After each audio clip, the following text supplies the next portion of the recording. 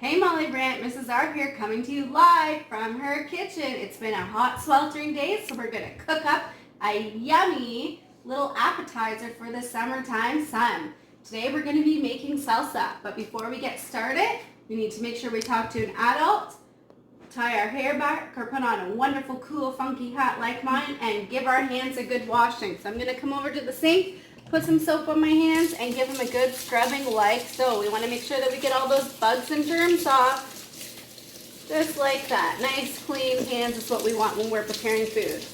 We don't want hair in our food, and we don't want dirt in our food from our hands. Give those a rinse off, and we're going to come on over here to the cooking station. So, not too many ingredients for this recipe, and it's actually a pretty quick one, and it's awesome on a nice summer day. We're going to need tomatoes, cilantro, garlic, onions, lime, and this is some hot pepper. Here's what I need to tell you about hot pepper. This is hot pepper from my garden from last year, so it was in the freezer. If you buy a fresh hot pepper, when you slit it open, use a spoon to take out the seeds. That's the spicy part, and if those get on your hands, it will burn your hands and you will feel the burning for hours later. So make sure you scoop those out with a spoon and then cut your hot pepper. You do not need to put hot peppers into your salsa. I make this salsa all the time without hot peppers and it's absolutely delicious. But I'm gonna show you today this awesome salsa with a little bit of hot pepper from my garden. Okay, so it says the first thing we need to do, in a medium bowl, combine 4 large diced tomatoes, 1 diced onion, chopped cilantro, 3 garlic cloves, and a tablespoon of lime juice and salt and pepper to taste. So it says 4 large tomatoes. My tomatoes are actually pretty small, so I think I'm going to use, I'm probably going to use 8. My kids love this salsa, so I'm just going to actually whip up a whole batch of it. I'm going to bring them over to the sink here and give all these tomatoes a good washing. So we want to make sure that our tomatoes are clean before they're going in there. We don't know who's touched these tomatoes. We don't know where they came from. So we need to make sure that they are absolutely clean. Perfect. I already washed my cilantro earlier, so we don't need to worry about washing that. Awesome. All right. Bring these guys back to our counter. There is 3, 6, 7, 8. We'll put that one back in the bowl. We're going to use 8 today. All right. So remember, when we're cutting the tomatoes, we're going to start. You can either start from the top or the bottom. You're going to hold your hand flat and you're going to press down. Okay. You now have that flat side on here. And, you're going to curl your fingers and drag your knife towards you. You want to have fairly small chunks so that they fit on your chip really well. We're keeping our fingers curled when we're cutting so we don't cut off those fingertips because nobody wants fingertips in their salsa. Perfect. And this is just going to take me a minute to cut. In my big bowl there. Again, I'm pushing flat. This today is going to really be working on our cutting skills. I'm going to go a little bit faster just because I have a lot of tomatoes to cut, but I don't want you guys going quite as fast. I want you to take your time. I want you to watch where you're cutting and you're sliding your knife across your cutting board. And just be careful, those tomatoes don't move on you because that's when the accidents happen. 2 down, 6 to go. All right, I'll be right back at you in a minute when all these tomatoes cut. All right, and the tomatoes are all cut here in the bowl.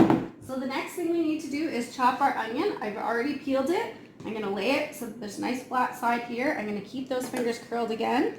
And I'm going to pull the knife towards me. Again, we want to make sure that our onion pieces are small. We don't want big chunks of onion in our salsa because then it doesn't taste as yummy. When you make little pieces, it goes all through the salsa and it really makes it taste delicious. Just be careful when you get to the end there, like so. You're going to turn it again, curl your fingers.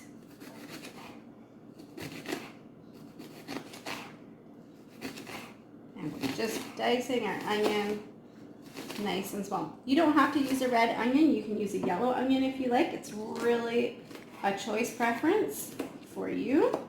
So I have all my onion there. I'm going to dump that in with the tomatoes like so. I'm just going to put that in the compost. There we are. All right, it says half a cup of chopped cilantro. I've already washed my cilantro. So you're just going to pick the leaves off here. It's kind of tricky actually to chop cilantro, so I usually just pick the leaves off.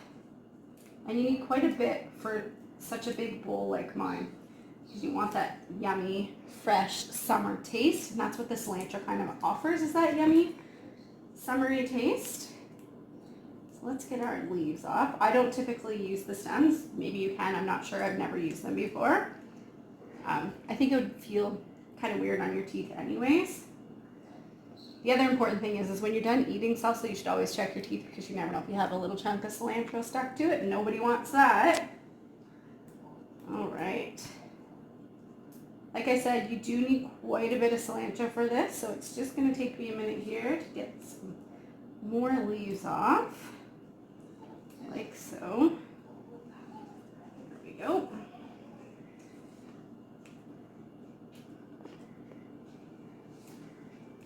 It says about half a cup. You can put in really as much or little as you like. The more you put in, the more flavor you're going to have. Oh, my puppy's coming out to say hello. She's going to lay here and watch me cook now.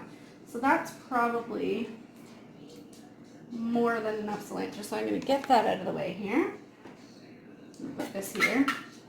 And like I said, it's kind of tricky to cut because it is just a leaf. So when you're cutting it, again, just folding your fingers, just piling it into a pile so that your leaves aren't quite as big. Please be careful doing this, that you don't, again, cut your finger. Perfect. And if you've never had cilantro before, it's quite delicious. It does have a strong flavor. Give it a whirl. It costs about $1 for that big bushel that I just bought. I actually put it in a lot of stuff. I put it in salad. I put it in my omelets, and obviously salsa. I really enjoy the taste, but some people don't. So you have to see if it's something for you or not. So I'm just going to scrape that into my bowl.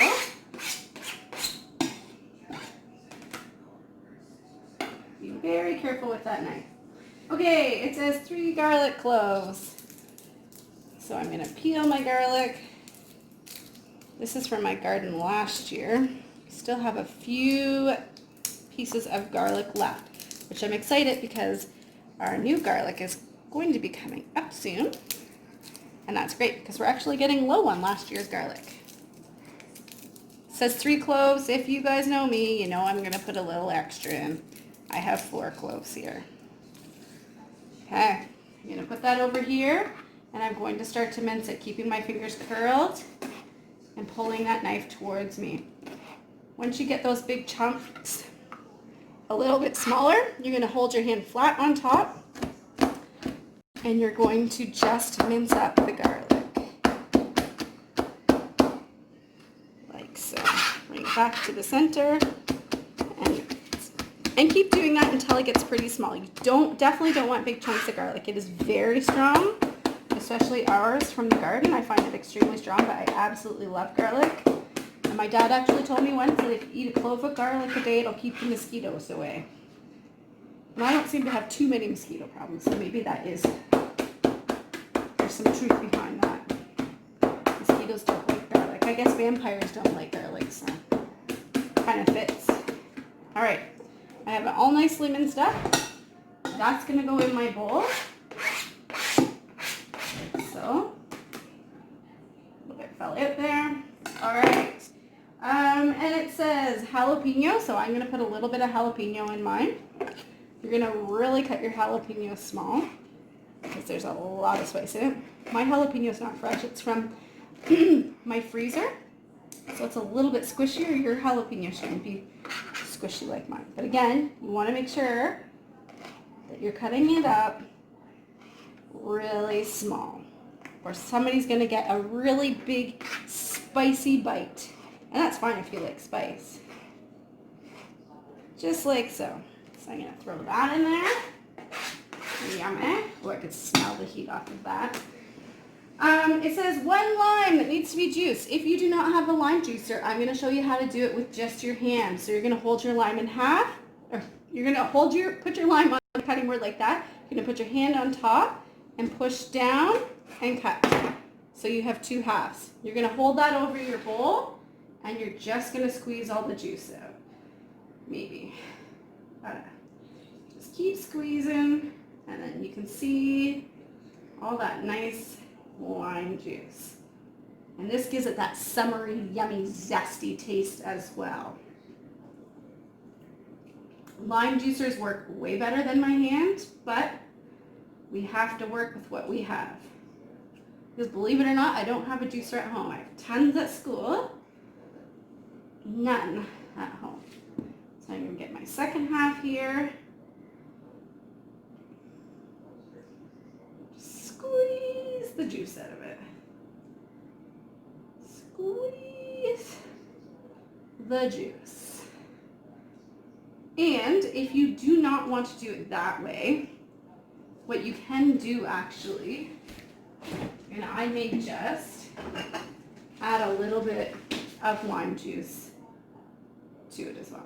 Okay, it does say 1 tablespoon of lime juice if you want to add. Now it also says add salt and pepper to taste. So I'm going to put a little bit of salt in my hand like this. If you want to add more salt after you give it a taste, you can. But I put about that much on there. I'm going to throw that in. And I'm going to sprinkle some pepper in here. Like so. Perfect. So there's all my ingredients in there. I'm going to make sure everything's tucked in there. And I'm going to give that a stir. Now, you could eat the salsa right now. It's totally fine. But if you let it sit for about a half an hour to an hour in your refrigerator, all that garlic and cilantro are going to infuse throughout the salsa and it's going to taste that much better. So I'm just going to give it a good mixing here. And as you can see, that looks delicious and yummy and bright and springy and festive. Again, a really healthy snack to have. You can have it with some pita chips. You can have it with the Tostito chips, which is what I'm going to do. Once you have it all mixed there, you can get your fancy bowl to display it.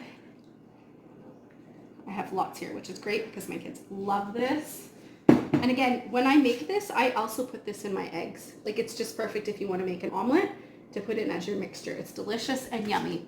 So then I can take my yummy Tostito chips, take it outside for a picnic with my friends, dip that little beaut in there like that, and just enjoy.